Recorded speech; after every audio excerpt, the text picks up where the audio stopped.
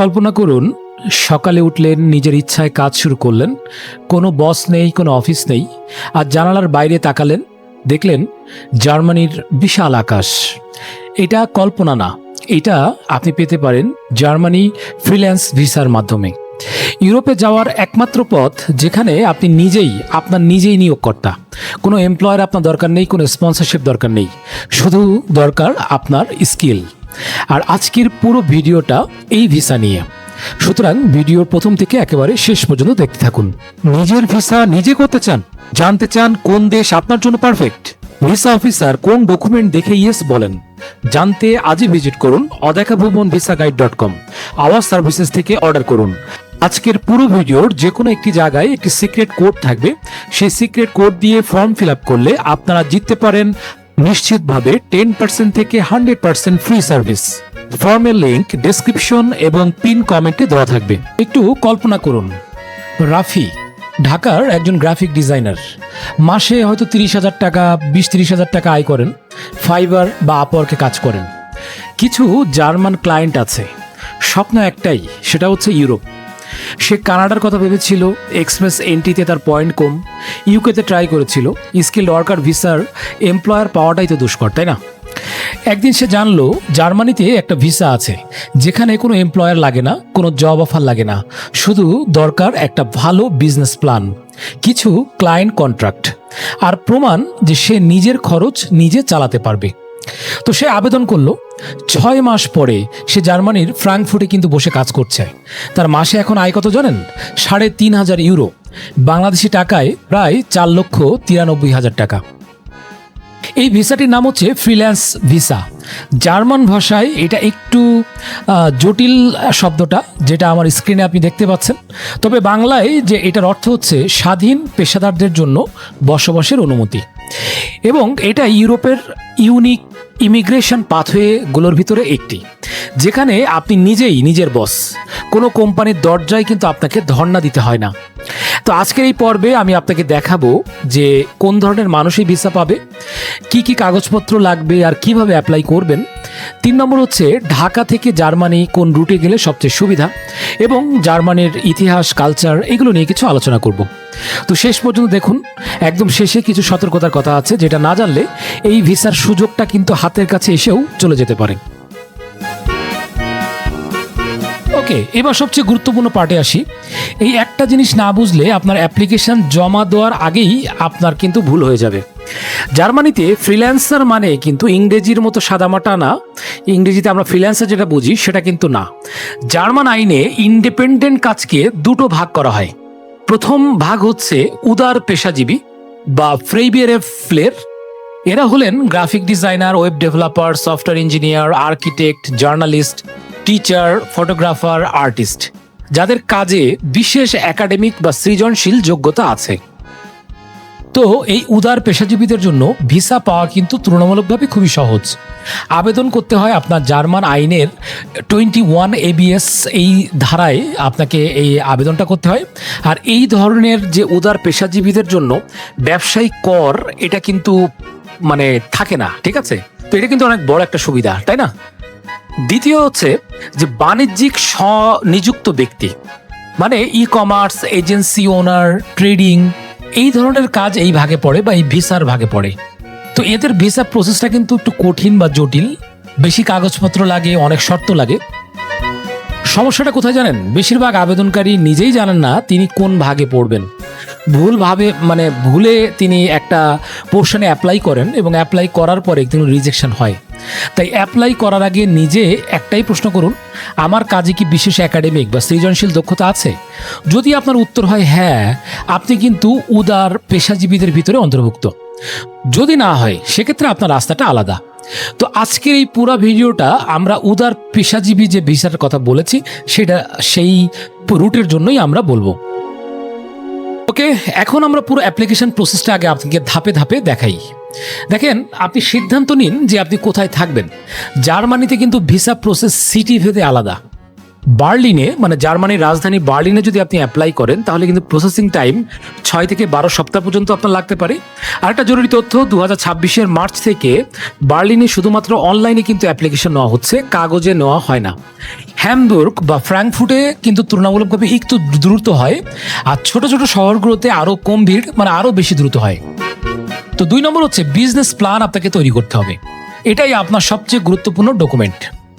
Business প্ল্যানটা কি থাকবে, আপনার কাজ কি সেটার বিস্তারিত, আগামী 3 বছরে আপনি কত আয় আশা করছেন, প্রতি মাসে কত খরচ হবে, আর প্রমাণ আপনি জার্মান সরকারের উপরে বোঝা হবেন না। মানে আপনার এমন একটা কনক্রিট বিজনেস প্ল্যান দিতে হবে যে বিজনেস প্ল্যানের মাধ্যমে জার্মান সরকার এটাতে কনভিন্স হবে যে আপনি জার্মানিতে গিয়ে আপনি নিজেই স্বনির্ভর হয়ে আপনি খুব ভালোভাবে ব্যবসাটা রান করতে পারবেন, এবং আপনি কোনোভাবেই কোনো জার্মান সরকারের সুযোগ সুবিধা আপনি নেবেন না। একটা সতর্কতা বলে দিই, বিজনেস প্ল্যান যদি জার্মান ভাষায় লেখা থাকে অ্যাপ্লিকেশন কিন্তু অনেক দ্রুত প্রসেস হয়। ইংলিশে আপনি লিখতে পারেন, সমস্যা নেই, কিন্তু জার্মানে লিখলে কি হয়, অ্যাপ্রুভালের সম্ভাবনা বাড়ে এবং প্রসেসটাও দ্রুত হয়। তো একজন নেটিভ জার্মান দিয়ে আপনি 10 থেকে 15,000 টাকা দিয়ে কিন্তু এই প্ল্যানটা চেক করে নিতে পারেন এবং এই বিজনেস প্ল্যানটা আপনি মানে ট্রান্সলেট করে নিতে পারেন। সবচেয়ে ভালো হয় আপনি যদি একটি লয়ার আপনি যদি ধরতে পারেন, তাহলে কিন্তু আপনার জন্য সবচেয়ে ভালো হবে। 3 নম্বর হচ্ছে ক্লায়েন্ট কন্ট্রাক্ট সংগ্রহ করুন। দেখেন, এই ভিসার ক্ষেত্রে বিজনেস প্ল্যানটাই যে মানে মূল সেটাও কিন্তু না। জার্মান ক্লায়েন্টদের সাথে আপনার একটা কাজের চুক্তি বা লেটার অফ ইন্টেন্ট লাগবে। এগুলো প্রমাণ করে কি যে আপনার কাজের চাহিদা সত্যিই আছে। মানে আপনি আপওয়ার্ক বা ফাইবারে ধরেন কাজ করছেন, ধরেন গ্রাফিক ডিজাইনে কাজ করছেন, তো এখানে ধরেন আপনি জার্মান ক্লায়েন্টের সাথে অনেকেই কাজ করেন, বাংলাদেশে যারা কাজ করছেন অনেকেই কিন্তু জার্মান ক্লায়েন্টের সাথে কাজ করেন। তো যারা এইরকম যাদের জার্মান ক্লায়েন্ট আছে তাদের কাছ থেকে আপনার একটা LOI বা লেটার অফ ইন্টেন্ট আপনি নিয়ে নেবেন। এইটাই হচ্ছে আপনার ভিসার একটি বড় শক্তি বা বড় একটি কাগজ। আচ্ছা, 4 নম্বর হচ্ছে সম্পূর্ণ কাগজপত্র এখন আপনাকে তৈরি করতে হবে। আপনার পাসপোর্ট কমপক্ষে 6 মাস মেয়াদি থাকতে হবে, বায়োমেট্রিক ছবি 35x45 মিলিমিটার, আর ব্যাংক স্টেটমেন্ট লাগবে। আপনার প্রায় 6 মাসের ব্যাংক স্টেটমেন্ট কিন্তু এখানে আপনার দেখাতে হবে। ন্যূনতম 12,000 ইউরো, বাংলাদেশি টাকায় প্রায় 16,89,000 বা 17 লাখ টাকার মতো আপনাকে ব্যালেন্স দেখাতে হবে। বিজনেস প্ল্যান আপনি যে জার্মানি দিতে পারেন সবচেয়ে ভালো হয়, যেটা আমি আগে বলেছি। আর ক্লায়েন্ট কন্ট্রাক্ট বা লেটার অফ ইন্টেন্ট এটা কিন্তু অবশ্যই আপনাকে দিতে হবে। এই ভিসার ক্ষেত্রে এটা সবচেয়ে শক্তিশালী একটি অস্ত্র। হেলথ ইন্স্যুরেন্সের একটা প্রমাণ আপনাকে দিতে হবে, বা হেলথ ইন্স্যুরেন্স আপনাকে দিতে হবে। এটা অনেক গুরুত্বপূর্ণ। 30,000 ইউরোর একটা মিনিমাম কাভারেজ থাকতে হবে, যেটা আপনি 10,000 টাকার ভিতরেই আপনি পেয়ে যাবেন। Police clearance certificate Bangladesh police থেকে, খরচ প্রায় ধরেন 2,000 টাকা। শিক্ষাগত সনদ হচ্ছে অ্যাটেস্টেশন সহ, অর্থাৎ আপনার যতগুলো শিক্ষকতার সনদ আছে এগুলো সব কিন্তু অ্যাটেস্টেড করতে হবে আপনার এডুকেশন মিনিস্ট্রি এবং ফরেন মিনিস্ট্রি থেকে। আর আপনি যদি বিবাহিত হন তাহলে আপনার অবশ্যই বিবাহ মানে ম্যারেজ যে সার্টিফিকেটটা এটারও কিন্তু দিতে হবে। এবার শিক্ষাগত সনদের একটা গুরুত্বপূর্ণ কথা বলি। জার্মানিতে কিন্তু সব দেশের সব ডিগ্রি সমানভাবে গ্রহণযোগ্য না। তাই জার্মান সরকার একটা ডেটাবেস তৈরি করেছে, তার নাম হচ্ছে অ্যানাবিন, অর্থাৎ বিদেশি শিক্ষা প্রতিষ্ঠান যাচাইয়ের একটি অফিসিয়াল তালিকা। তো দেখেন, আপনার বিশ্ববিদ্যালয় এই তালিকায় যদি H+ যদি রেটিং থাকে তাহলে কিছুই লাগবে না। অ্যানাবিনের একটা প্রিন্ট আউট নিন, অ্যাপ্লিকেশনে জমা দিন, কাজ শেষ, সম্পূর্ণ বিনামূল্যে ঘরে বসে এটা করতে পারবেন। কিন্তু আপনার বিশ্ববিদ্যালয় যদি লিস্টেড না থাকে তাহলে জ্যাব অর্থাৎ জার্মানির বিদেশি শিক্ষা মূল্যায়ন কেন্দ্র, এখানে আপনাকে আলাদাভাবে আবেদন করতে হবে। খরচটা হচ্ছে $208, বাংলাদেশি টাকায় ধরেন 29,000 টাকার মতো। এখানে সময় কিন্তু প্রায় 2 থেকে 3 মাসের মতো সময় লাগবে আপনার। তাই অ্যাপ্লাই করার আগে anabin.kmk.org ওয়েবসাইটে গিয়ে আপনার বিশ্ববিদ্যালয়ের নামটা সার্চ করুন, ঠিক আছে? এই একটা কাজ যদি আগে করতে পারেন তাহলে কিন্তু আপনি অনেক ঝামেলা থেকে বেঁচে যাবেন। ওকে, এবার 5 নম্বর ধাপ হচ্ছে কিভাবে আবেদন করবেন। বাংলাদেশ থেকে আপনি আবেদন করবেন ঢাকা জার্মান এমবেসিতে, ঠিকানাটা আমি আমার ডিসক্রিপশনে দিয়ে দিব। তো VFS গ্লোবালের মাধ্যমে কিন্তু কাগজপত্রটা জমা দেওয়া যায়। তো VFS এ যদি জমা দেন সেখানে সার্ভিস চার্জ পড়বে আপনার 2,600 টাকার মতো, আর ভিসা ফি 200 থেকে 300 ইউরোর মতো, বাংলাদেশ টাকায় ধরেন 28,000 থেকে 42,000 টাকা এর ভিতরে হতে পারে। প্রসেসিং টাইম হচ্ছে সাধারণত 4 থেকে 12 সপ্তাহ, মানে হচ্ছে যে আপনার 2 মাস বা তার একটু বেশি সময় আপনার লাগতে পারে। আর যারা এখন সৌদি আরব বা ধরেন UAE, কাতার বা কুয়েতে আছেন, আপনারা সেই দেশের জার্মান এমবেসি থেকেই কিন্তু অ্যাপ্লাইটা করতে পারবেন। দুবাই কিন্তু জার্মান কনসুলেট আছে, রিয়াদ, দোহা, মানামা, মাস্কাট সব জায়গায় কিন্তু জার্মান এমবেসি আছে। এক্ষেত্রে আপনার কারেন্ট রেসিডেন্ট পারমিটের কপি এবং এমপ্লয়ারের যে NOC এটা কিন্তু লাগবে, আর ঠিকানাটা আমি ডেসক্রিপশনে দিয়ে দিব। একটা জিনিস আগেই পরিষ্কার করি, অনেকে হয়তো ধারণা করেন যে জার্মানির রেসিডেন্ট কার্ড বা রেসিডেন্সি পারমিটটা এটাও কিন্তু আপনি বাংলাদেশ থেকে হয়তো অ্যাপ্লাই করা যায় কিনা। আসলে বাংলাদেশ থেকে আপনি অ্যাপ্লাই করবেন যেটা, সেটা হচ্ছে ন্যাশনাল টাইপ, মানে ভিসা টাইপ ডি, অর্থাৎ সেলফ এমপ্লয়মেন্ট, এই ভিসাটার জন্য অ্যাপয়েন্টমেন্টটা নেবেন আপনি ঢাকা.ডিপ্লো.ডিই এই ওয়েবসাইট থেকে। একটা সতর্কতা খুবই গুরুত্বপূর্ণ, অ্যাপয়েন্টমেন্ট স্লট জার্মান এমবেসিতে কিন্তু অনেক দ্রুত শেষ হয়ে যায়। মিনিমাম 2 মাস আগে থেকে ট্রাই করার চেষ্টা করবেন। আর অ্যাপ্লিকেশন জমা দিবেন সরাসরি ঢাকা জার্মান এমবেসিতে, অথবা আপনি বিএফএস গ্লোবাল বাংলাদেশের মাধ্যমেও দিতে পারেন। এমবেসি আপনার সব কাগজপত্র রিভিউ করে পাঠিয়ে দিবে জার্মানির ফরেনার্স অফিসে। তারা যদি অ্যাপ্রুভ করে আপনি কিন্তু তখন এন্ট্রি ভিসা পাবেন। ওকে, এখন ভিসা আপনি পেলেন, মানে আপনাকে জার্মান থেকে, ফরেন অ্যাফেয়ার্স থেকে আপনাকে ভিসা দেওয়া হলো। আপনি জার্মান এমবেসিতে আপনাকে ফোন করলো বা আপনাকে জানানো হলো যে আপনি ভিসা নিয়ে যান। আপনি জার্মান এমবেসি থেকে পাসপোর্টটা নিয়ে আসলেন। এখন ভিসা হলে কিন্তু প্রথম প্রশ্ন হচ্ছে কিভাবে আপনি যাবেন। দেখেন, ঢাকা থেকে জার্মানি কোনো ডিরেক্ট ফ্লাইট নাই, তবে ট্রানজিট ভিসা ছাড়াই আপনি যাওয়ার জন্য ভালো রুট আছে। সবচেয়ে সস্তা রুট হচ্ছে ঢাকা থেকে ইস্তাম্বুল থেকে বার্লিন বা ফ্রাঙ্কফুর্ট, তুর্কিশ এয়ারলাইন্সে আপনি যেতে পারেন। এখানে কোনো ট্রানজিট ভিসা লাগে না। টোটাল আপনার ফ্লাইট টাইম 12 থেকে 16 ঘন্টা। তো এখানে আপনার 1 লাখ থেকে 1,50,000 টাকা পর্যন্ত কিন্তু আপনার টিকিট ফেয়ার হতে পারে। রুট 2 হচ্ছে সবচেয়ে কমফোর্টেবল, ঢাকা থেকে দোহা হয়ে আপনি ফ্রাঙ্কফুর্টে যেতে পারেন কাতার এয়ারওয়েজের মাধ্যমে। এখানেও কিন্তু কোনো ট্রানজিট ভিসা লাগে না। এখানেও কিন্তু আপনার 1,20,000 থেকে 1,50,000 টাকা পর্যন্ত আপনার টিকিট খরচ হতে পারে। আর মিডল ইস্ট থেকে যদি আপনি সরাসরি যান, মানে আপনার কেউ যদি মিডল ইস্ট থেকে অ্যাপ্লাই করেন, তাহলে আপনি ডাইরেক্ট দুবাই থেকে ফ্রাঙ্কফুর্ট, এমিরেটস বা লুফথানসা, এখান থেকে আপনি যেতে পারেন ডিরেক্ট ফ্লাইট। এখানে আপনার 35,000 থেকে 60,000 টাকার ভিতরেও কিন্তু আপনি যেতে পারেন অনওয়েতে। রিয়াদ বা দোহা থেকেও আপনি সিমিলার দামে যেতে পারেন। আচ্ছা, এখানে একটা প্রো টিপ বলে দিই, আপনি যদি ফ্রাঙ্কফুর্ট এয়ারপোর্টে নামেন, তাহলে আপনি কোনো ট্যাক্সি অথবা কোনো এক্সপেন্সিভ কোনো যানবাহন আপনি না নিয়ে আপনি এস বাহন বা রিজিওনাল ট্রেনে আপনি কিন্তু শহরে পৌঁছে যেতে পারেন। এটা কিন্তু অনেকেই জানে না। এখানে আপনি বাংলাদেশি টাকায় আপনার খরচ পড়বে মাত্র 700 থেকে 1,000 টাকা, যেটা আপনি যদি কোনো ট্যাক্সি নেন অথবা অন্য কোনো সার্ভিস নিতে চান, আপনার হয়তো বা 7 থেকে 8,000 টাকাও কিন্তু পড়ে যেতে পারে। তো চেষ্টা করবেন যে ফ্রাঙ্কফুর্ট এয়ারপোর্টে পৌঁছে আপনি রিজিওনাল ট্রেনটা আপনি একটু খোঁজ খবর নিয়ে সেখান থেকে রিজিওনাল ট্রেনে আপনি শহরে পৌঁছে যেতে। যাই হোক, অনেক ভিসার কথা হলো, অনেক টিকিটের কথা হলো। এখন জার্মানি দেশ থেকে একটু চেনা যাক। জার্মানি ইউরোপের সবচেয়ে বড় অর্থনীতির একটি দেশ। উত্তরে বাল্টিক সমুদ্র, দক্ষিণে বাভারিয়ান আল্পস, রাইন নদীর তীরে শতবর্ষী পুরনো শহর। বার্লিনের ব্র্যান্ডেনবার্গ গ্রেট, নৈশভানস্টাইন ক্যাসেল এর রূপকথার মতো চেহারা, ব্ল্যাক ফরেস্টের গাঢ় সবুজ রং। গালফের 45 ডিগ্রি গরমের কথা অনেকেই হয়তো জানেন। আমাদের বাংলাদেশে কিন্তু এখন টেম্পারেচার 40-45 সবসময় উঠছে। জার্মানির গ্রীষ্মেও কিন্তু 18 থেকে 30 ডিগ্রির বেশি ওঠে না। শীতে কিন্তু এখানে -5 থেকে 5 ডিগ্রি পর্যন্ত শীত থাকে। তবে শীতের জন্য মানসিক প্রস্তুতি রাখবেন। এখানে কিন্তু অন্ধকার দিন এবং ছোট দিন, ঠিক আছে, মানে হচ্ছে যে ওখানে গ্লুমি ওয়েদার বা আপনার অনেক মেঘাচ্ছন্ন ওয়েদারটা সবচেয়ে বেশি থাকে। এখানে যারা মুসলিম হিসেবে বসবাস করেন তাদের ক্ষেত্রে বলি, জার্মানিতে কিন্তু 2,500-এরও বেশি মসজিদ আছে। বার্লিন, হ্যামবুর্গ, ফ্রাঙ্কফুর্ট এই শহরগুলোতে আপনি হালাল খাবার খুব সহজেই পাবেন। বাংলাদেশি ও সাউথ এশিয়ান গ্রোসারি স্টোর আছে, জুম্মার নামাজের সুবিধা আছে। ধর্মীয় স্বাধীনতা এদের সংবিধানে কিন্তু সংরক্ষিত। এখানে বাংলাদেশি কমিউনিটি কত বড়, আনুমানিক ধরেন 30,000 থেকে 50,000 বাংলাদেশি কিন্তু বর্তমানে জার্মানিতে আছেন। বার্লিন, হ্যামবুর্গ, ফ্রাঙ্কফুর্টে সবচেয়ে বেশি সংগঠিত কমিউনিটিও কিন্তু এখানে আছে। আর গালফের তুলনায় সবচেয়ে বড় পার্থক্য হচ্ছে জার্মানিতে আপনি মানে মানুষ হিসেবে বাঁচবেন, কারণ এখানে কাজের অধিকার আছে, বিশ্রামের অধিকার আছে, পরিবার নিয়ে থাকার অধিকার আছে। এগুলো আইন দিয়ে কিন্তু সুরক্ষিত।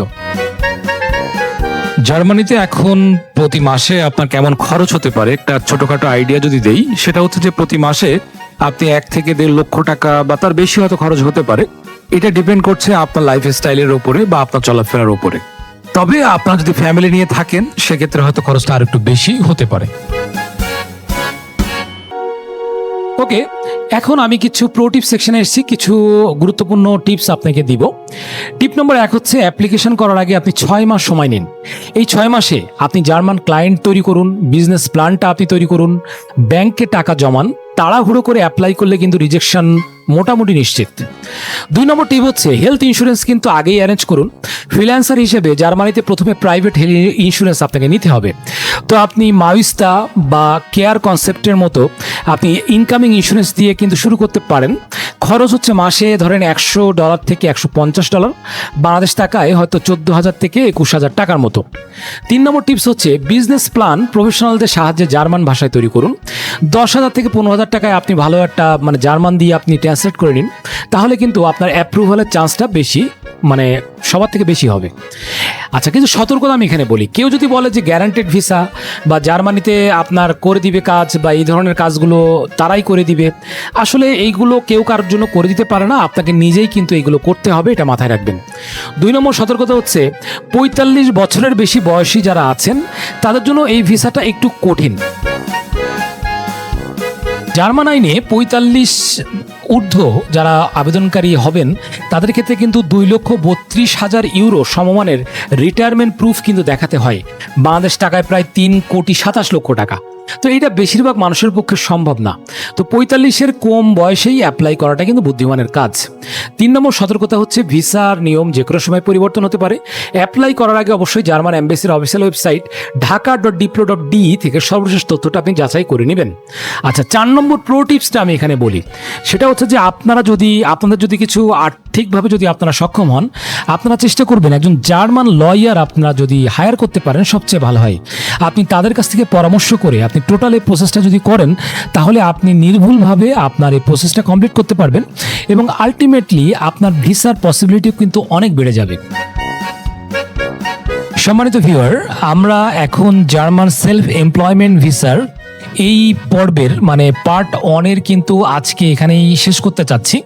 তো রাফির কথা মনে আছে নিশ্চয়ই, যে আমি প্রথমে গল্পের আগে বলেছিলাম যে ঢাকার সে গ্রাফিক ডিজাইনার যে অনেক জায়গা থেকে রিফিউজ হয়েছে বা অনেক জায়গায় যেতে পারছিল না, সে কিন্তু একটাই কাজ করেছিল আলাদা, সঠিক দরজায় কড়া নেড়েছিল, সঠিক তথ্য দিয়ে এবং সঠিক প্রস্তুতিতে।